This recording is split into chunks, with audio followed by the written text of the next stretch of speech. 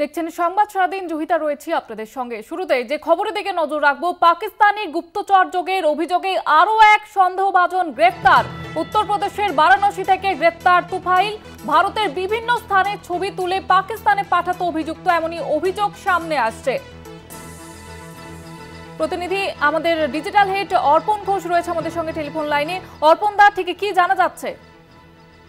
এই মুহূর্তে সবচেয়ে বড় খবর সেটা হচ্ছে জ্যোতি মালহোত্রা গ্রেপ্তারের পর শাহজাদ নামে একজনকে গ্রেপ্তার করা হয়েছিল এবং তার ঠিক পরেই এটিএস অর্থাৎ গুন্ডা দমন শাখা আরো একজনকে গ্রেপ্তার করলো। তার নাম হচ্ছে তুফাইল। উত্তরপ্রদেশের বারাণসী থেকে গ্রেপ্তার করা হয়েছে। তার বিরুদ্ধে ঠিক কি কি অভিযোগ কলকাতা থেকে দর্শকদের জন্য একটু জানিয়ে রাখি। সেটা হচ্ছে পাকিস্তানি সেনার এক জওয়ানের স্ত্রীর সঙ্গে তার পরিচয় ছিল।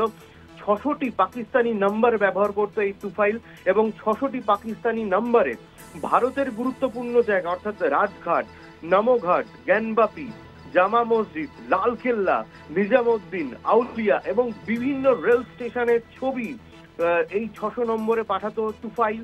উত্তরপ্রদেশের এটিএস তাকে গ্রেপ্তার করেছে। পাকিস্তানের ফৈজালাবাদের বাসিন্দা নাফিসা নামে এক মহিলার সঙ্গে সোশ্যাল মিডিয়াতে তার পরিচয় ছিল এবং সেই পরিচয়ের মাধ্যমে অভিযুক্তকে মোবাইল এবং সিম কার্ডও দিয়েছিল এবং সেই মোবাইল এবং সিম কার্ড বাজেয়াপ্ত করেছে পুলিশ।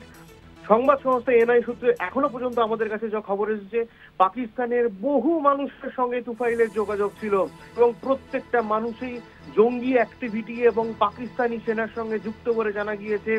পাকিস্তানের নিষিদ্ধ সন্ত্রাসবাদী সংগঠন তাহরিক-ই-লাইবকের নেতা মৌলানা শাহ রিজভীর ভিডিও বিভিন্ন হোয়াটসঅ্যাপ গ্রুপে শেয়ার করতে দেখা গেছে এই তুফাইলকে।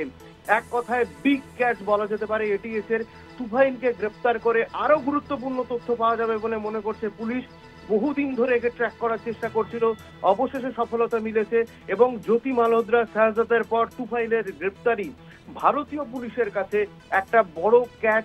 এবং এই তুফাইলকে গ্রেপ্তার করে ভারতে আর কারা পাক গুপ্তচর রয়েছে বা পাকিস্তানি সেনাকে ইনফর্ম করতো সেই রকম যারা রয়েছে গুপ্তচর, তাদেরকে খুঁজে বের করার চেষ্টা করা হবে। আপাতত আজকে কাস্টাডিতে তুলে তুফাইলকে পুলিশি হেফাজতে নিয়ে আবেদন জানাবে বলে জানা গিয়েছে। জয়িতা, ধন্যবাদ জানাবো অর্পণ দা।